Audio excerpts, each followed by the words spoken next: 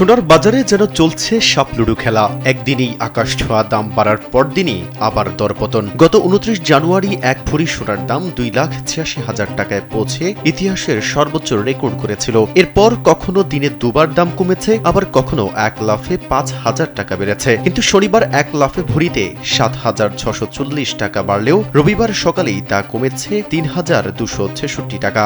Bangladesh jewellers সমিতির নতুন ঘোষণা অনুযায়ী আজ থেকে ২২ ক্যারেট এক ভরি সোনার দাম দাঁড়িয়েছে ২,৫৮,৮২৪ টাকায়। নতুন দর অনুযায়ী ২১ ক্যারেট সোনার দাম এখন ২,৪৭,০৪৪ টাকা। দেশের মানুষকে প্রতিদিন সুরক্ষিত রাখার প্রত্যয় নিয়ে সেফটি কেবলস সহ এলো সেফ সিলিং ফ্যান।